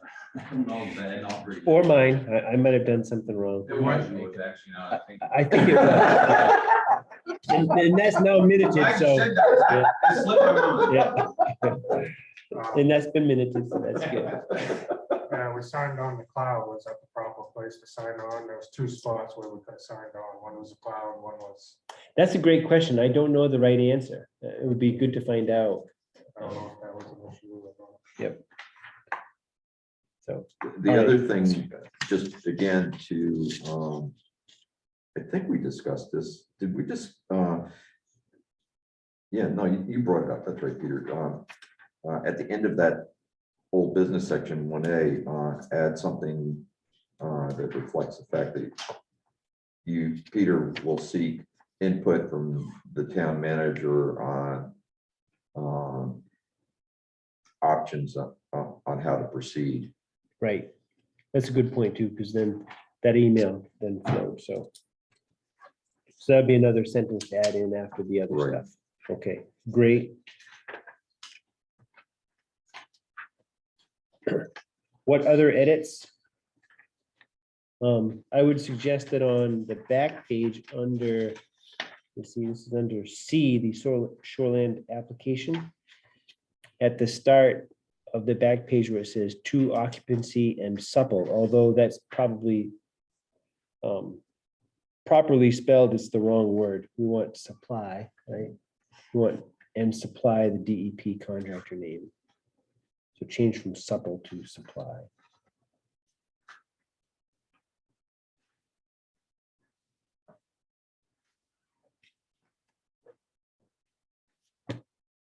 Anything else from anybody? Any other edits? Okay. If no other edits, let's see, we had. Okay, I would entertain a motion to accept these minutes then, or I would entertain a motion on these minutes. Let me say it that way. I make a motion, we accept these minutes as amended. I make a motion that we accept February 17th minutes as amended.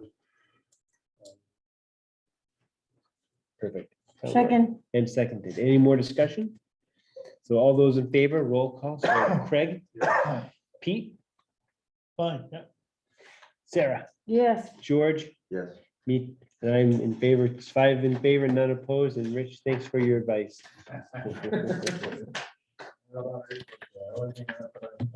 Yeah. I know. Thank you. So that's it. You hadn't screwed up with the, I know that. video. Yeah, I know. Again, We're all in agreement with Richard. yeah. You're smart to do that. Richard, any town news that we need to be aware of? You've already mentioned the fact that one application is not going to come before us. Yep, and I mentioned about the dollar store potentially coming. You weren't involved, but there's a company, a dollar store here somewhere, I think down 27 in Gagnon's, I believe. I'm not Down this sure. way, Is it towards the village. Bonifant? Okay, Remember? I don't know the area very well. but, at any rate, March 10th, Anthony and I meet with this gentleman. That's who exactly the plans are with that. With like their engineering consultants. Yes. Yeah, okay. Because when they applied for the lot next door, they had 3 or 4 engineers show up. Yeah. I'm sure it'll be- they'll ask for about 4 waivers too. Yeah. Other than that, I don't believe I have anything new for you. So you probably should just go look at the property. So the properties, it's just before the Chandler Road. Yeah, It's the last property before the Chandler Road on 27. got a for sale sign on it, right? It's got a for sale sign on it and it's got a cable going across the entrance. Who's Peter Crook? Is that, Ronnie Bellwood. oh, Bellman? Yeah. Yes. So right before the Chandler Road. Yes, you'll see a driveway with a cable going across it Okay. and a for sale sign there. It's cleared out lot. Yeah, Gotcha. some fill in there, I guess. So that's Looks where the storage was gonna be. Storage, Yeah, they bounced a few Business. things around. Yeah. It's the old Langat property. Yeah. Are you familiar with that right property? behind my house, kind of. You can just walk right over. Be awesome, I don't have to go to town to get anything. Anything else? Go ahead, Rich. I was just wondering, anything brewing with secretary for the planning board? You did see the memo that she was resigning? I did, I saw that, yeah. I think I And did. that's, Julie. to the minutes, right? Yes. Yeah, she did. I think unless I was. No, you're right. No, you're I right. saw it. You're right. Yeah. Please take this memo or whatever, as notice of my resignation. Right after the last meeting. Oh, I missed it. Peter made I'd forgotten. upset her so much. I'm sure, my shenanigans here, Well, I'm sorry, so I'm hopeful though that we can proceed and fill the So, vacancy. You don't know who was acting as secretary tonight? I do not. Is the mic still on It's- or off? We're being recorded. Oh, we are? Yeah. Right. Oh, Yeah. We should put a motion to close the Yeah, meeting. let's make a motion to- Thought I saw her. Maybe, I don't know. But we would close the meeting when we're done, so I just want to make sure we have any official business to discuss. And then George, do you have another thing? I believe we all received via email something from Pat Donahue, the chairman of the Yes. Lakes Committee. Yes. And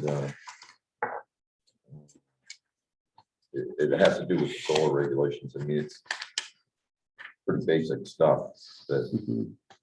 we touched on already, even though we haven't gotten this far in the ordinance, but Mhm.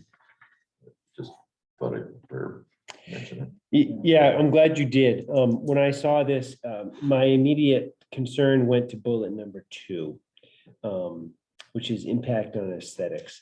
And while I agree with the idea of not wanting to have an impact on aesthetics, I don't know how we do that, right? Other places that do that would have standards. We'd have to make sure we have something. So just as food for thought, you know. Yeah. If we're gonna, Well, that's what the Greg and myself have been getting at. So, it's- well, Greg, We can make standards, right? 'Cause we're Yeah. making them. sure, Yeah. So, yeah. I'm just saying, if we don't have them, then we have nothing to go by. No, and I read it too, and I agree with most of it. Yeah. And, I mean, aesthetics too, there's a whole bunch of things there that could be, fall under that, everything from screening from public roads and property lines, which I would put under aesthetics. Yep. Visibility from the lakes would be another big item. Yes.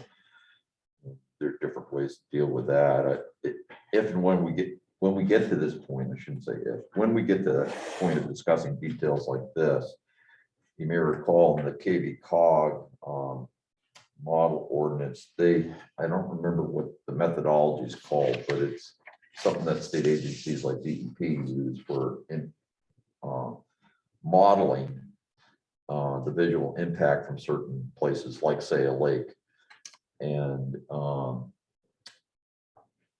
I think would be appropriate to, and useful, at least to myself, speaking for myself, to have KV cog come in and describe that methodology and maybe how it works and examples. And it's interesting, Pat Donahue was telling me that when Rome was fighting the telecommunications tower, what turned the tide at the planning board in terms of the visual impact aspect of that, under they have a site review ordinance, which is sort of like our commercial development review ordinance, was that the Belgrade Lakes Association had hired a consultant to do that type of visual analysis. And I take it's some kind of modeling or, graphic modeling that shows you what it would look like from different vantage points. The consultant was actually a landscape architect out of Yarmouth. I don't know if that's the usual profession that does that work. I don't know that much about it, but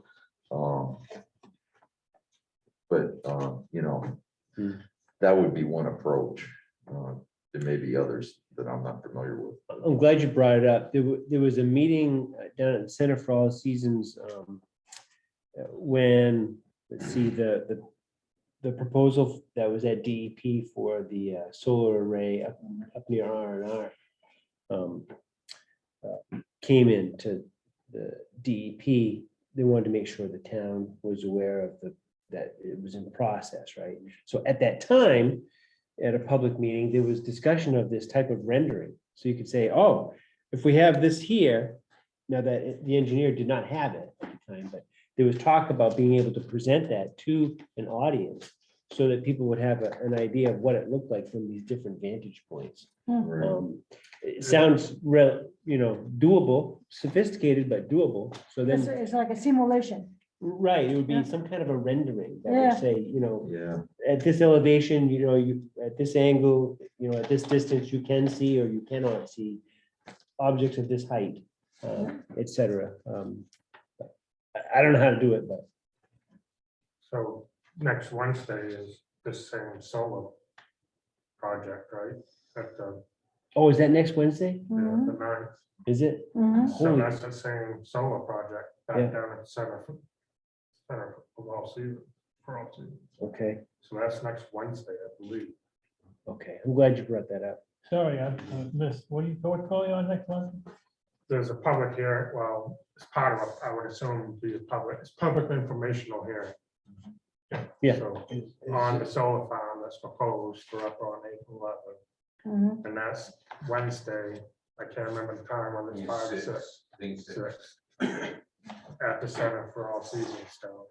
Oh, Is this meeting associated with the DEP application or? Yes. They just coming, okay. what's that again now? I wonder if the meeting was generated based on their DEP application for their facility versus town discussion. yeah. The answer is it has to do only with DEP application. Yeah. because I the mean, town hasn't seen it yet. Yeah, and plus they fall into the moratorium, so. Right. So is that gonna come in front of us? What's? Eventually. Well, Eventually, eventually it Not would. until the moratorium ends and Right, hopefully we have our ordinance in place. right, right, because right now the moratorium is in place, right? Right. So we wouldn't see it. Right. But that doesn't mean DEP can't review the application and then go through whatever that process is. So I just asking, what's the normal procedure? They don't have to go to DEP. They do. So- Yeah, they do. They do? They Yeah, have to get the green light from DEP, then they go to a town? yeah, it's That because of the size, Oh, the large size. yeah. Oh, Yeah. Site, oh, didn't know that. Yeah, learn something new every day, Pete. that's why I'm on this board, That's right. get the speed. All right, so where is this proposal? Whereabouts in where? Out behind. Our- Pepper's, out behind Pepper's. And it goes down and it butts to where David Stevens pit starts. Oh, okay, so that's where the old, that property used to belong to who? Well, there's several property owners Yeah. involved. So, Yeah, well, that's, who's the farm, the guy who got the farm in the corner across the post office? Who used to own that property? Endicott, And the, Yeah. no, that doesn't include Endicott. No, so it's further up. Yeah. Further down, Yeah. to further south. Kind of Yeah, behind south. R&R, isn't it? yep, Yeah, Francis Frappier, I think is part of it. isn't it? yeah, Yeah, it says Francis Frappier's and Right. So if you're on the lake, you're gonna be able to see this farm? Yes. And if you're on the other side of the lake on the land, on the other side of Pinkham Cove, the south side, you're definitely gonna see it. Craig, did you see you're obviously more familiar with that area than I am, which it doesn't take much, but the cover of the MMA document that I sent out, did you see that? I was just wondering if that accurately depicts the general area where this is gonna be. I did look at it briefly, but I didn't look at it that closely. Okay, it looked like, Jay Bradshaw apparently it looked like it was taken from a drone. Yeah. yeah, it did, it did. Yeah. And I was just curious, if that is indeed the land or not. I didn't look at it that close. I can follow back up and look at it. So I'm just thinking, speaking out loud, this letter that comes from the Lakes Committee is pretty much bringing up the point about, the impact as aesthetics because of this solar farm proposed solar farm may come into town. That's what, Yes. that's what this letter's all about. Right, Yeah, I was wondering why this came to us. Now I Yeah. understand. now you get it, yeah. Right, yeah, okay. I think that's why you're on the board. Yeah. See, again, we want to make sure you're in the loop. Good. That analysis is called a view shed analysis. Ah, thank you. And the lady, the engineer who presented the information at the last meeting, who was quite good about the information, talked about that view shed analysis, that it could be done. Rich, you had something? I can't remember whether, has the meeting with, the one that Anthony put out, us, when a joint meeting with planning board and whoever. Oh, the Lakes Alliance and Yeah, whatever. has that been, did we set that yet? We haven't. I don't think No, so. Probably in April. Yeah. Is what I understand. So no date yet. There were dates proposed, right? I mean, there were. If I remember right, when I think about the right email with a bunch of. Yeah. Yeah, Yeah. yeah. And I haven't weighed in myself. I know I should, but I had not. So, yep. Suggestion and a question. Sure. So on our application, should we put present structure, footprint, square footage, so people don't get confused, and proposed footprint? I had the same thought when we Yeah, were what's- discussing Just that. add that one Yeah. tag to it. Yeah. Anything to help clarify is good by me. Now, we used to have a cheat sheet, right, that could go along with these. And we actually showed an example of how to fill one out. Yeah. If we don't alter this, at least have the clarification on the cheat Yeah. sheet. Yeah. One of the, that might be the easier way to go. Yeah, because Do you have that cheat sheet or have you seen that? On the parts of the, yeah, it's like instructions. yes, Okay. Because we want to make it as clear as possible, not only for you, but for the applicants. So, Yeah, back when the 30% rule was in effect, that he would have been absolutely correct. Yeah, We double the square footage. right. No more. maybe we could have that. It's been a long time since I've seen that instructional sheet. Maybe we could have that on our next board meeting, take a quick Take a look at it. peek at it. Yep, let's do that. So Yeah. for the minutes, could we have the cheat sheet, the instructional sheet on the next agenda? Okay, then the question, grandfathering on commercials. So how long does that, so if someone was to buy a building, there was definitely commercial. Then does that building still stay commercial for how long? If they haven't done anything with it, if they haven't, say they haven't put a shop back in it yet. You know, Say 1 year. because I thought the school down in the village, I thought that set precedence that it stays.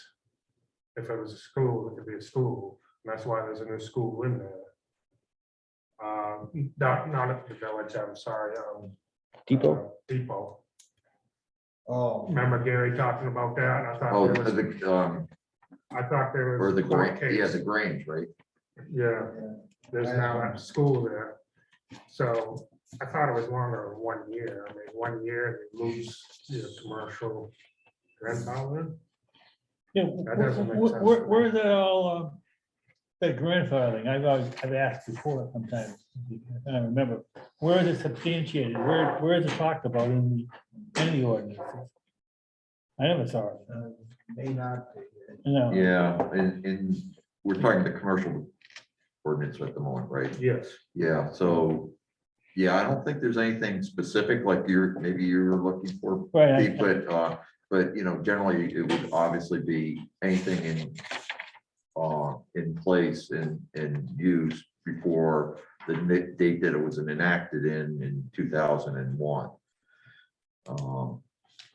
That doesn't necessarily answer your question, Greg, but, 'cause I don't know what the answer is that. I know what the conversation you're talking about, that we had with Gary, because he was recalling, I think it might have even been a court case, Yeah. It did. where, I believe it was decided that once a commercial use, always a commercial use. Mhm. Uh, That's what I was I- thought Gary was Yeah, saying. but I honestly don't know. I mean, I don't know any more than what Gary told us in that conversation. So is that a conversation that we can ask Anthony to have with how do we find out? Basically, is I guess. Well, I think, it needs to be visited on a legal basis. So this town has it defined one way or the other, what it is Right. in writing. It Right. needs, that's one of the things this board should try to get that formalized and. It might even vary from ordinance to ordinance, but I agree. If you're suggesting maybe we should ask Anthony, talk to the town attorney about it. Yeah, because someone approached me and asked me, that's why I'm asking. Yeah, right. So it's, Because it's a question that's come up periodically and Yep. I just look at my feet because I don't know the answer. Right. Yeah, so I would think that, that if we could ask the, Town manager. You had the impression that it was for a specific time frame. I was thinking shoreline zoning, which that is not in the shoreline zone. It had a non-conforming use. It has 1 year before you can't bring back the non-conforming use, but here shoreline has nothing to do with it, and even in the shoreline, it has to be a non-conforming use to fit that 1 year not a conforming use. Yeah. Conforming use, Right. you just started, like I said, started. All right, so a business down in the village that was a business, forever and may have been out of business for a while, came back, that Traded hands and if they Yeah, haven't done it. that wouldn't be a they, problem. It would be No. more if it was a business in the shoreline zone outside of that district, but in the limited Commercial, limited residential. residential, yeah, where it was a non-conforming use. That's the way you want to hear it. So I think it'd be good to get a legal opinion on that. Right? Find out what is, what is that? Right, and we may end up drafting some language, get the attorney to draft some language. Yeah, come up with a I definition. think this is a question that's asked quite a bit. Yeah, And we haven't got anything. Bless you. Thank you. my guess is it's been decided numerous times by courts. Courts, yeah, It's just that we don't know what the answer is. right, right. What's the attorney's? I mean, Yeah. we don't want to be operating on case law, basically. We want to be operating statute law, right? All I have. I don't. You mean ignore court decisions? No, no, no. No, Case law. No, you can go case law, make a case, attorney can come in and make an argument, whether it's based on state law or statute law, okay? Right? I don't know. I don't, yeah, I mean, Well, what do you state law and mean? statute are one and the same. No, they aren't. Of course they are. Two separate, no, they aren't. They're both two separate bodies of law. What's the George, you difference should- between a state law and a statute? Case law is. Oh, case Well, case law. law, I case thought you law, said state case law. I'm sorry, CAS. Yes, no, you're right. Right. Yeah, no, Yeah. you're absolutely right. So, what, we don't want to be operating on case law, sometimes you have to, but, if we have some statute law, for, what do you call, grandfather, it's more clear. Yeah, It's more- except that case law will tell you how a court will most likely rule if you get sued. Well. No, Because they well, interpret maybe. state law. All depends who the attorney is, how good they are. If they can convince a judge that the statute law is unclear, et cetera, whatever, and the judge rules, that's case law. Right, so if you have, if you sort of, if the statute law isn't that clear, you're gonna get case law. That's how it works. I'm just saying. I don't know. Yeah, What? Sure does. So, Peter, how will we make this happen? yeah, I think we need to in my opinion, make a request of the town's manager to talk to the town attorney to ask that question as it pertains to the commercial development review ordinance. What is grandfathering? If I can say it the right way. How long does it last? And how long does it last, right? Because we have some assumptions, right? I mean, based on our conversation tonight, right?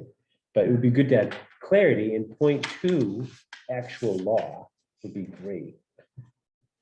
Then if we had language in our ordinance that talked about that, even better. That way, if someone asks Craig on the street, we can say, oh, hang on, you go right here and point to it, say, based on this, it's that. Right? Okay. Anything else for tonight? If not, I would take a motion to adjourn. I'd like to place a motion to adjourn. Motion, Second. seconded. Any more discussion? All those in favor? Craig, Yes. Pete, Yes. Sarah, Yes. George, me too. We're out of here. Thanks. Hey, Craig, All right, so Yeah, turn this off. I'm gonna try to do that. Somehow. Recording. And for me. Frank told me that you were